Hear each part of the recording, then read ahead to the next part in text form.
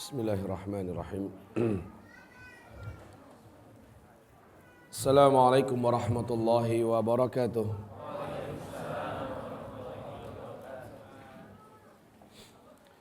Alhamdulillahi rabbil alamin wal aqibatu lil muttaqin wala udwana illa 'alal zalimin. Ashhadu an la ilaha illallah wahdahu la syarika lah. Wa ashhadu anna Muhammadan abduh wa rasuluh la nabiyya ba'dah. Qala Allah subhanahu wa ta'ala, ya ayyuhalladzina amanu taqullaha wa qulu qawlan sadida yuslih lakum a'malakum wa yaghfir lakum dhunubakum wa man yuti'illah wa rasulahu faqad faza fawzan 'azima. Allahumma arhamna bil Qur'ani wa sadaqallahul 'azim. Wa qala an-nabi sallallahu alaihi wasallam, ala inni qad ji'tukum biha bayda'a naqiyyah layluha kanahariha la yazighu 'anha ba'da dhalika illa halik. Amma ba'du ibadallah. Di dalam hadis sahih Imam Muslim, Rasul ditanya oleh seorang lelaki yang ternyata dia adalah malaikat Jibril, hai Muhammad, kapankah kiamat akan terjadi? Nabi menjawab, yang ditanya tidaklah lebih tahu daripada yang bertanya. Intinya, maaf, saya tidak tahu kapan terjadinya kiamat itu. Kamu yang bertanya lebih tahu daripada saya. Lalu orang ini atau malaikat Jibril ini bertanya lagi, akhbirni an amaratiha. Kabarkan kepada saya tentang tanda-tanda yang sudah sangat nyata, sehingga dengan tanda-tanda itu kiamat berarti sangat dekat. Nah, pertanyaan yang ini saya bisa jawab, kata Rasul. Antalidal amatu rabataha wa antaral hufatal uratal alata ri'a asyah yatatawaluna fil bunyan. Jika tiba satu zaman, orang yang hidup pada zaman itu dulunya mereka miskin. Penggembala ternak, tidak memakai alas kaki dan telanjang dada. Tiba-tiba saja mereka menjadi kaya raya, berkuasa. Yatatawaluna fil bunyan. Dan mereka berlomba-lomba, berbangga-bangga membangun gedung-gedung yang tinggi. Di hadis yang lain, dalam riwayat dari Imam Ahmad, diceritakan oleh Abu Hurairah bahwa Abu Hurairah bertanya kepada Rasulullah, ya Rasulullah, siapakah orang yang engkau maksud itu? Miskin-miskin, penggembala ternak, tidak punya apa-apa, sendal pun tidak ada, bertelanjang dada. Tiba-tiba mereka menjadi kaya raya, berkuasa, dan berlomba-lomba, berbangga-bangga membangun gedung-gedung yang tinggi. Siapa mereka ya Rasulullah? Dijawab oleh Nabi, humul Arab. Mereka adalah bangsa Arab. Silakan kenyataan lihat hari ini. Kaum muslimin, lihat hari ini. Arab yang dulunya miskin ketika minyak bumi belum ditemukan, nggak ada apa-apanya. Negeri mereka tandus dan gersang, gurun Sahara belaka. Tapi saat minyak bumi ditemukan, Masya Allah, mereka mendirikan negara terpisah-pisah, sendiri-sendiri. Arab Saudi, Kuwait, Bahrain, Qatar, Uni Emirat Arab, Oman, dan Yaman. Ya kan? Dan lihat apa yang dibuat oleh orang Arab hari ini. Start dari Masjidil Haram saja, lihat dulu sekitarnya. Masjidil Haram di sekitarnya Pak, gedung-gedung yang dibangun malah mengalahkan bukit-bukit yang ada di sekitar itu. Betul tidak? Masya Allah. Lihat Masjid Nabawi di Madinah Al-Munawwarah. Hotel-hotel bintang 5 mengelilingi Masjid Nabawi. Bahkan lebih tinggi daripada Masjid Nabawi sendiri. Silahkan lihat apa yang dibuat dan dibangun di Riyadh, ibu kota Arab Saudi Pak. Kita nggak percaya kalau kita sedang ada di Arab. Gedung-gedung mewah mencakar langit. Saling berlomba-lomba membangun gedung di sana. Silahkan perhatikan Taif, daerah yang dulunya kering tandus dengan batu-batu cadas dan bebukitan. Sekarang Pak menjadi silau mata kita melihat pembangunan yang ada di situ. Silahkan ke Jeddah. Silahkan pergi ke Abu Dhabi, ibu kotanya Qatar. Bahkan pergilah ke Kuwait. Atau buka saja Google Pak, lihat bagaimana ibu kota mereka. Kaum muslimin, lihat apa yang dibuat oleh Dubai. Gedung tertinggi di dunia ada di mana? Namanya Burj Khalifah. Ketinggiannya 828 meter. Berhentikah perlombaan ini? Tidak. Sekarang masuk tahun ke-6, sedang dibangun gedung yang mengalahkan ketinggian gedung yang ada di Dubai. Tempatnya di Jeddah. Dekat dengan Laut Merah. Tinggi gedung itu 1,2 kilometer. Yang mendirikannya adalah Pangeran Al-Walid bin Talal. Orang terkaya nomor 5 di dunia. Namanya Kingdom Tower.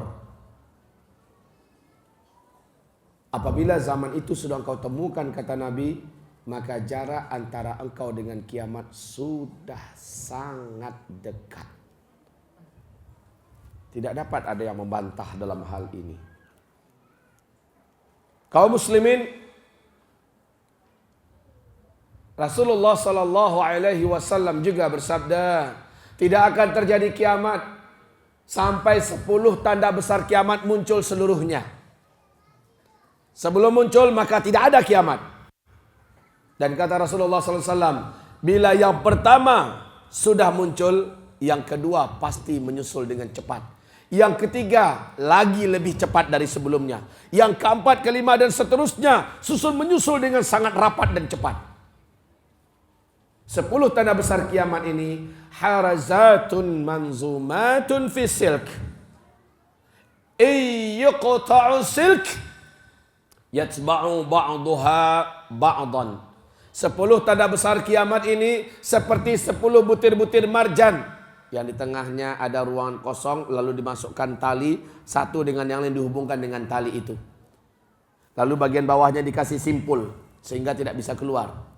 Tapi kata Rasulullah, yuqta'u silk. Ketika simpulnya dipotong, apa yang terjadi Pak? Keluar enggak butiran yang pertama? Keluar. Yang kedua gimana? Yatba'u ba'duha ba'dan. Menyusul dengan sangat cepat. Nah kaum muslimin, 10 tanda besar kiamat ini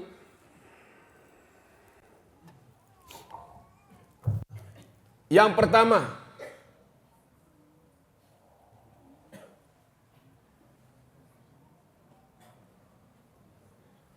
yaitu terjadinya dukhan di bumi ini. Terjadinya dukhan di muka bumi ini. Tahu dukhan? Kabut, asap dan debu yang teramat sangat tebal, panas. Bumi ini terbungkus olehnya selama 40 hari, 40 malam. Saking panasnya, saking tebalnya, tidak ada satupun cahaya matahari yang tembus ke bumi. Gelap gulita, seluruh manusia yang hidup di bumi benar-benar tidak dapat melihat apa-apa. Bahkan kata Rasulullah, kalau kalian dekatkan telapak tangan kalian ke arah wajah kalian, lam yakad yaraha, sedikit pun tidak akan nampak apa-apa, saking tebalnya. Oksigen hampir-hampir tidak dapat untuk dihirup kaum muslimin. Khusus orang kafir serta orang-orang Islam yang banyak dosa. Orang-orang Islam yang minim pahala, orang-orang Islam yang tipis atau rusak imannya, mereka akan mengalami penderitaan yang teramat sangat dahsyat dalam 40 hari 40 malam ini. Kulit melepuh macam orang masuk dalam oven. Daging-daging mereka banyak yang terkelupas, mengerikan. Dari lubang hidung mereka keluar asap. Dari mulut mereka keluar asap. Dari lubang dubur mereka keluar asap. Bahkan dari telinga dan dari sela-sela mata mereka mengeluarkan asap. Banyak manusia bergelimpangan mati setelah dukhan ini.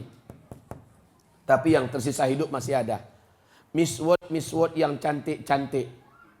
Selepas acara dukhan ini, sudah macam zombie-zombie berjalan. Tapi kata Rasulullah, khusus orang beriman yang amal solehnya banyak sebelum kejadian itu. Khusus orang beriman yang imannya memang bagus, lurus dan tauhidnya benar, amalnya benar, anti dan jauh dari dosa dan maksiat. Allah jaga dia karena imannya. Allah lindungi dia berkat amalnya. Dia hanya seperti orang yang terkena flu dan demam. Lepas acara dukhan ini selesai, lemes-lemes, flu, demam. Tapi utuh. Kulit masih bagus, semuanya masih oke, ya. Ini berkat amal soleh sebelumnya. Iman yang benar. Taib. Setelah dukhan, bumi mengalami perubahan iklim yang sangat radikal. Air dari langit tidak turun sepertiganya daripada tahun biasa. Tanam-tanaman di muka bumi mati dan hewan-hewan ternak banyak yang bergelimpangan, kelaparan global terjadi. Kalau kelaparan hanya terjadi di Cina, negeri-negara lain bisa tolong. Kalau terjadi di India, yang lain bisa nolong. Masalahnya ini serentak satu bumi. Tahun kedua setelah itu, 2/3 air dari langit tidak turun. 2/3 tanam-tanaman di muka bumi ini mati dan hewan ternak bergelimpangan, banyak manusia meregang nyawa. Setelah di dukhan, banyak yang meninggal, tambah lagi suasana paceklik, kemarau panjang dan kelaparan yang luar biasa.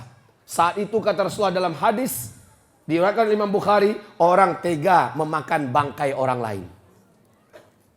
Seorang tetangga tega bawa pisau ke tetangganya yang lain yang ketahuan punya makanan, lalu menghantamkan pisau itu kepada tetangganya demi memperebutkan makanan yang ada di tangannya.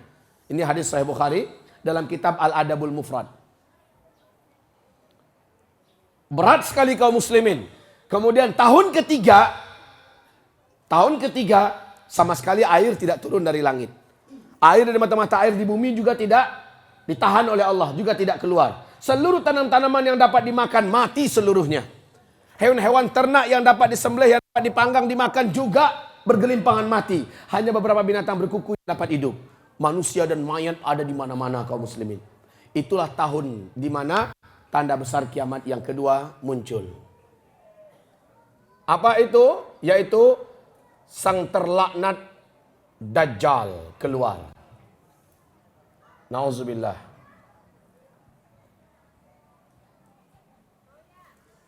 Rasulullah bersabda sallallahu alaihi wasallam, min khalqi Adam ila yaumil qiyamah,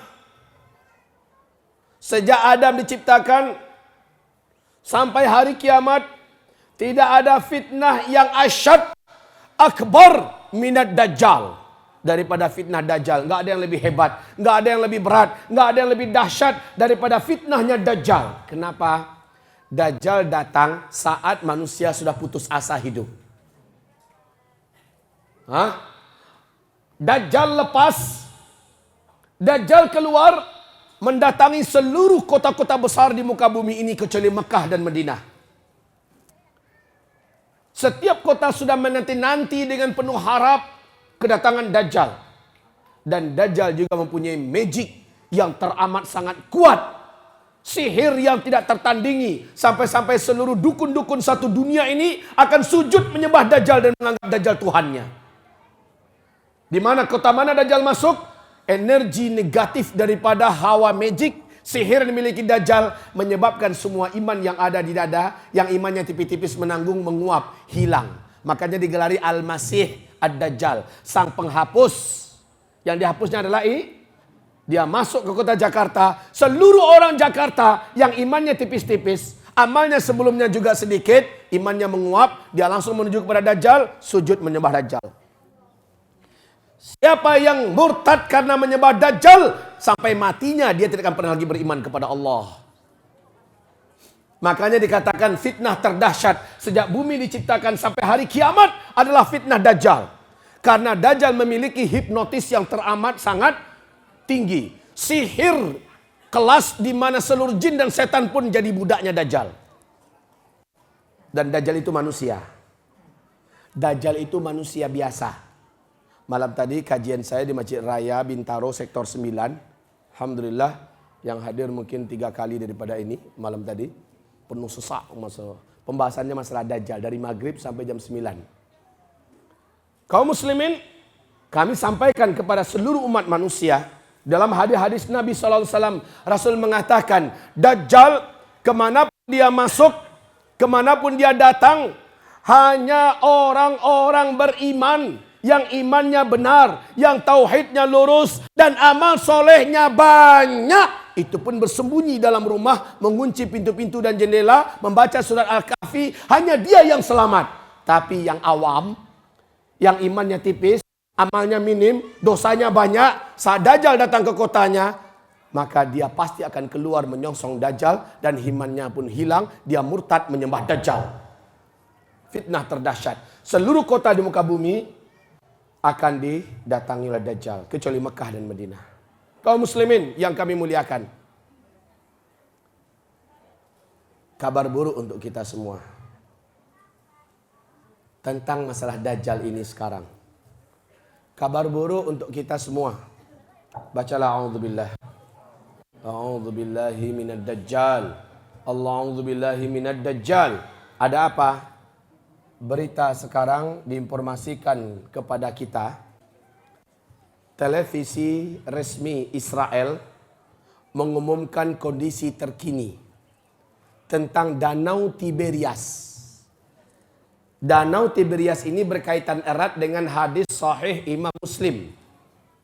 Dalam hadis sahih Imam Muslim, Rasul mengatakan syarat dan tanda Dajjal akan lepas.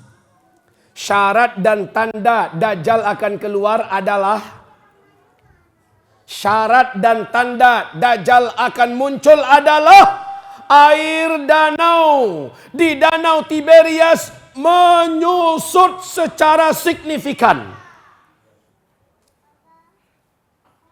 Padahal Bapak Ibu tahu, Danau Tiberias di Israel itu nggak pernah susut airnya, nggak pernah susut seumur hidup dunia. Tapi sejak tahun 2004, pemerintah Israel membuat garis, di mana garis-garis itu selalu mengalami penyusutan dari melewati garis, dan bahkan ketika 2013 ini, lihat ini, perhatikan kaum muslimin, 2013 ini di syuting, di foto tahun 2013.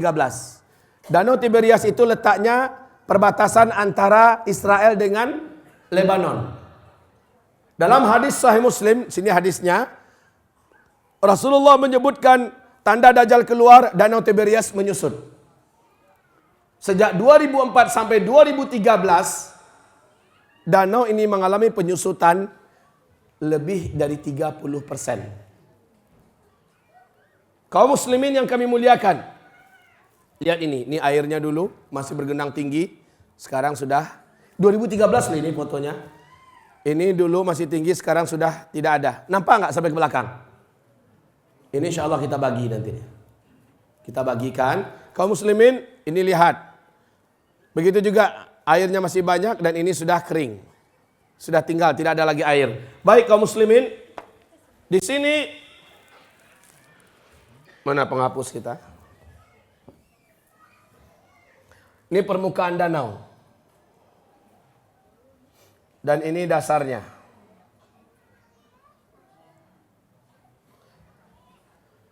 Sejak 9 tahun dari 2004 ke 2013, air danau yang paling dalam itu hanya 45 meter.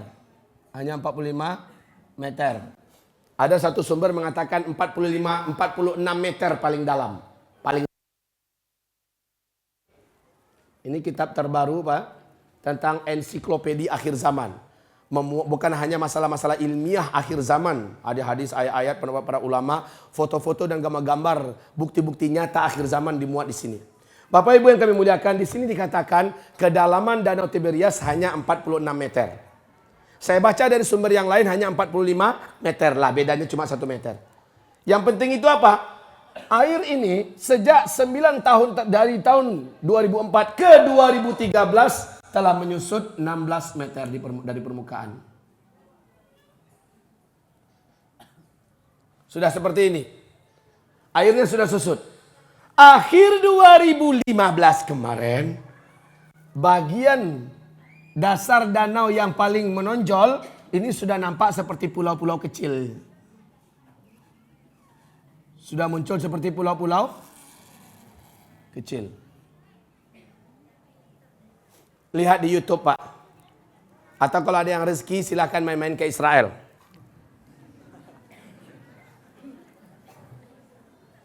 Kalau ada yang nggak percaya, Pak Ustaz saya nggak percaya, nggak apa-apa. Siapkan paspornya, saya kasih ongkos pergi dan pulang. Kalau nginap sana semalam 2 malam, hotelnya saya jamin. Uang sakunya saya kasih. Jujur saya siapkan. Kalau ternyata nggak ada terjadi penyusutan, nggak benar ternyata beritanya, pulangnya saya berangkatkan haji dengan ONH+. Ya, tapi ingat, kalau sempat ternyata benar, yang saya katakan hak, kembalikan uang saya semua. Iya. Dan harus ada jaminannya di tangan saya. Kembalikan uang saya semua, gantian saya yang dihajikan. Ini jadi berita dunia Pak sekarang. Dan ini menyebabkan Syekh bin Baz menangis saat diceritakan kepadanya bagaimana perkembangan Danau Tiberias saat beliau masih hidup. Apa kata beliau? Hadza zamanu khurujid dajjal. Inilah dia. Zaman Dajjal itu akan lepas. Zaman saya, bapak, ibu hidup, Dajjal akan lepas. Fitnah terberat. Sungguh orang-orang yang tipis imannya, sedikit amalnya, banyak dosanya, pasti tidak akan mampu bertahan. Dan apabila imannya hilang, sampai matinya dia akan tetap kafir. Dan dia akan kekal di neraka Allah. Baik kaum muslimin, kita lanjutkan. Dajjal ternyata tidak lama Bu. Hanya 1 tahun, 2 bulan, 2 minggu saja. Tidak ada yang mampu mengalahkan Dajjal. Tetapi waktu yang sebentar, Dajjal telah meraup sebanyak-banyaknya pengikut di muka bumi ini. Yang masih tersisa hidup tentunya. Ya, maka terjadilah tanda besar kiamat yang ketiga. Tanda besar kiamat yang ketiga, sang penghancur Dajjal hanya 1 orang saja. Dan ini disepakati oleh seluruh ulama Ahlus Sunnah wal Jamaah. Riwayatnya mutawatir. Bahkan dalam surat An-Nisa juga menyebutkan tanda besar kiamat yang ketiga adalah turunnya Isa alaihi salam. Dajjal pun dihabisi. Seluruh pengikutnya diberangus di muka bumi ini. Tidak tersisa satu ekor pun Yahudi. Habis seluruhnya, habis. Orang-orang Yahudi bersembunyi paling terakhir di pohon-pohon gharqad. Kalau dia sembunyi di dalam lubang, sembunyi di balik tembok, sembunyi di balik pohon-pohon biasa, semuanya bisa bicara. Hei muslim, sini ada Yahudi sembunyi di balik saya, kata dinding. Maka orang muslim tahu ada Yahudi dibunuh. Sembunyi dalam lubang, tanah tempat dia bersembunyi itu bicara, hai muslim, di dalam lubang saya ini ada Yahudi, tangkap dia bunuh. Hadisnya sahih itu, ya, bukan dongengan ini. Zaman di mana Dajjal keluar, sejak zaman itu banyak hal yang abnormal terjadi di bumi, di mana benda-benda bisa bicara. Illal gharqad, kecuali pohon gharqad. Pohon ini diam. Dan fa innaha syajarul yahud, kata Rasulullah. Sesungguhnya gharqad adalah pohon Yahudi. Sehingga Bapak Ibu, kalau Bapak Ibu melihat salah satu lambang Yahudi apa? Pohon gharqad kan? Dan 11 tahun lebih yang lalu, pemerintah Israel telah resmi menanam 2 juta batang pohon gharqad di Israel. Hari ini ketinggiannya sudah 16 meter. Kayaknya persiapan sudah sempurna, Pak. Habis sudah. Lalu setelah Dajjal dibunuh, Nabi Isa memanggil seluruh orang Nasrani satu bumi ini dan menyerukan kepada mereka bahwa saya bukan anak Allah. Saya adalah hamba Allah dan Rasulnya. Agama yang benar adalah agama Nabi Muhammad SAW. Dia pun menghancurkan salib. Seluruh palang-palang salib dihancurkannya. Manusia Nasrani pun berlomba-lomba masuk ke dalam Islam. Kaum muslimin terulang kembali. Idza jaa nasrullahi wal fath dan seterusnya. Wa ra'aitan nasa yadkhuluna fi dinillahi afwaja. Habis di muka bumi ini agama Yahudi sudah tidak ada. Nasrani pun lenyap. Terjadilah tanda besar kiamat yang keempat. Dan ini ingat, jarak waktu ini cuma dekat-dekat. Ya. Gak pakai puluhan tahun. Tanda besar kiamat yang keempat, yaitu ada satu bangsa sepanjang sejarah dunia ini, bangsa ini tidak terkalahkan. Paling brutal, paling biadab, tak punya hati dan tak punya perasaan. Hobinya perang, membunuh kesana kemari. Selain kelompok mereka, selain ras mereka, bila dijumpai pasti mereka bunuh. Bangsa ini Allah ceritakan dalam Al-Quran dengan sebutan Ya'juj dan Ma'juj. Ya'juj dan Ma'juj ini saat dia keluar, jumlah manusia yang memang sudah sedikit saat itu dibandingkan dengan jumlah Ya'juj dan Ma'juj, kata Rasulullah, dalam 1000 manusia 999-nya adalah Ya'juj dan Ma'juj. Satu yang kamu, maka kamu tidak akan mampu melawannya. Bahkan Isa pun tidak mampu melawan Ya'juj dan Ma'juj. Akhirnya kaum muslimin, inilah tanda besar kiamat yang keempat.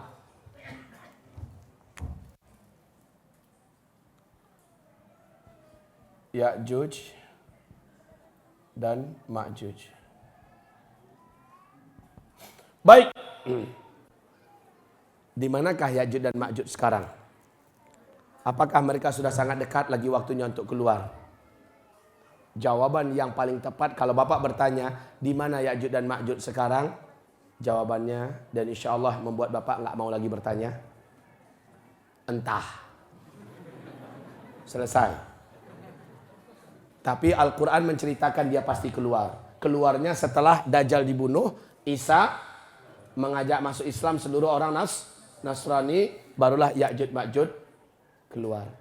Dan Isa diperintahkan oleh Allah bahwa seluruh hamba-hambaku yang beriman yang masih ada, naiklah ke atas gunung Tursina. Aku akan bentengi kalian dengan benteng gaib sehingga tidak mampu ditembus oleh Ya'juj Ma'juj. Naiklah Isa, Al-Mahdi dan orang yang beriman ke atas gunung Tursina. Dari atas gunung mereka melihat nun jauh sejauh mata memandang. Di seluruh gurun Sahara yang ada, seluruh pemandangan hanyalah Ya'juj dan Ma'juj saja, saking banyaknya. Penuh sesak bumi daratan gurun Sahara itu dengan Ya'juj dan Ma'juj. Dan mereka membawa pedang dan senjata semuanya. Siapapun manusia di luar mereka temui, mereka sembelih. Mereka bunuh. Nggak peduli mau anak-anak, mau wanita, mau tua. Nggak peduli. Pokoknya di luar ras Ya'juj Ma'juj akan mereka bantai. Ini tanda besar kiamat yang keempat. Singkatnya, Allah pun binasakan Ya'juj dan Ma'juj berkat doanya Nabi Isa alaihissalam. Lalu bumi kembali kepada keadaan yang teraman yang pernah ada. Masa-masa aman. Dan masa ini ditandai dengan Al-Mahdi menjadi khalifah penutup muka bumi ini. Ya. Maaf.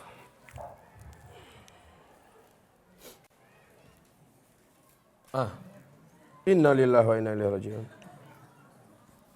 Waduh.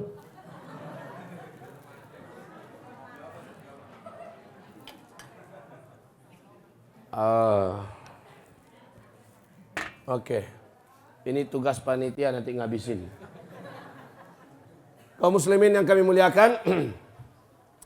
Selepas Ya'juj Ma'juj, dunia ini tenang. Aman banget, Bu. Aman banget. Ini adalah masa-masa aman. Sayangnya kata Rasulullah, Masa-masa aman di dunia ini berjalan dari 7 tahun, 8 atau 9 tahun. Ternyata nggak lama. Ya. Masa aman ini ditandai dengan berdirinya kembali khilafah Islamiyah di muka bumi. Khilafah Islamiyah yang menjadi sang khalifahnya adalah keturunan kandung Nabi Muhammad yang digelari dengan Al-Mahdi. Pernah dengar, Pak? Pernah dengar? Al-Mahdi ini munculnya sebelum Dajjal lepas. Dia munculnya di sini Al-Mahdi.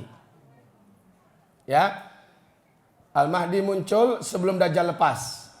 Dia memimpin umat Islam menuju penaklukan yang diberkahi. Ya. Setelah banyak penaklukan, Israel menjadi hapus dari peta dunia. Amerika Serikat dan Eropa, yaitu Rum, juga dikalahkan oleh Al-Mahdi dan orang beriman. Dajjal keluar dalam keadaan berang, dalam keadaan murka. Nah, kaum muslimin, di saat melewati masa-masa berat ini, Al-Mahdi bersama dengan Isa alaihissalam, dan di masa Ya'juj Ma'juj habis, barulah Al-Mahdi menjadi sang khalifah yang adil, yang tenang. Dunia ini melimpah ruah dengan kekayaan. Binatang buas pun tidak mau memakai kebuasannya. Tidak ada perang di mana-mana. Bahkan kata Rasulullah, seorang wanita, seorang diri berjalan kaki siang dan malam dari Hadramaut ke tanah suci untuk melaksanakan ibadah haji. Hadramaut di mana? Yaman. Berjalan kaki seorang diri tanpa pendamping, tanpa rombongan. Kenapa jalan kaki? Karena memang zaman itu zaman di mana sudah tidak ada teknologi. Seorang diri berjalan kaki sampai di tanah suci melaksanakan ibadah haji, pulang balik seorang diri. Aman kata Rasulullah, tidak ada binatang buas yang menyakiti, tidak ada perampok dan maling. Betul-betul masa-masa aman. Jumlah laki-laki dan wanita pada masa ini, 1 laki-laki 50 wanita pada masa ini. Mana perginya kaum laki-laki? Banyak yang binasa pada masa-masa sebelum Dukhan. Setelah Dukhan, lagi lebih banyak yang binasa. Tambah lagi Ya'juj dan Ma'juj. Banyak pembantaian terhadap kaum laki-laki. Dan ketika di sini, jumlah laki-laki 1 berbanding 50. Nah, kepikir mau poligami. Sorry Pak, percaya saja Pak. Zaman ini, zaman hilang selera poligami. Bapak-bapak dan ibu-ibu, pikiran yang ada hanyalah bagaimana menyembah Allah, bagaimana beribadah sebanyak-banyaknya. Wong tanda-tandanya udah pada banyak muncul. Setelah dengarkan pengajian ini saja, akan banyak yang berubah dengan izin Allah Bapak Ibu. InsyaAllah Ta'ala. Ini telah terbukti Pak, di mana-mana kita menyampaikan materi ini, sudah banyak laporan datang, baik dari sahabat menceritakan tentang perkembangan sahabatnya, baik langsung menyampaikan kepada kami, orang tua menyampaikan perkembangan anaknya, anak mengatakan perkembangan perubahan orang tuanya. Baik kaum muslimin, semoga ini juga terjadi di sini ya. Nah, ibarat Allah, hamba-hamba Allah yang kami muliakan, masa ini tidak lama, 7, 8 atau 9 tahun saja. Lalu apa yang terjadi? Pada masa ini terjadi tanda besar kiamat yang ini sudah terlanjur ya. Ya. Terjadi tanda besar kiamat yang kelima di sini. Apa dia? Matahari terbit dari sebelah barat. Memang benar-benar fisik matahari ini. Syekh Imran Hussein mengatakan yang dimaksud adalah kebangkitan Islam itu dari barat nanti di akhir zaman, dari Eropa dan Amerika. Tapi ini saya bantah. Dan saya tetap hormat kepada beliau, namun saya tolak mentah-mentah. Kenapa? Dalam hadis Sahih Muslim, Nabi menceritakan fisik matahari yang menerangi bumi ini benar-benar dipanggil oleh Allah menghadap dan sujud di bawah arasy. Kalian yang tinggal di bumi gelap gulita selama 3 malam berturut-turut, kata Rasulullah. Kemudian Allah perintahkan kembali matahari agar kembali ke posisinya semula. Hanya terbitlah dari tempat biasanya engkau tenggelam. Matahari pun sami'na wa ata'na, dia terbit. Saat dia terbit dari sebelah barat, pintu-pintu taubat sudah ditutup. Orang yang mau menyatakan syahadat, mau masuk Islam, sudah tidak diterima oleh Allah. Orang-orang yang ingin melihat Al-Quran, kata Rasulullah, saat itu Al-Qurannya hanya tinggal lembaran-lembaran kertas putih. Tidak ada lagi tulisan Al-Qurannya. Semua hafal ayat, apapun ayatnya, bahkan Al-Fatihah yang begitu akrab, sudah hilang dari ingatannya. Inilah dia terbitnya matahari dari sebelah barat. Matahari hanya terbit sampai setengah hari. Kemudian dia kembali tergelincir dan jatuh lagi seperti biasa dari sebelah barat. Esoknya terbit dari sebelah timur seperti biasa. Waktu duhanya terjadi tanda besar kiamat yang keenam.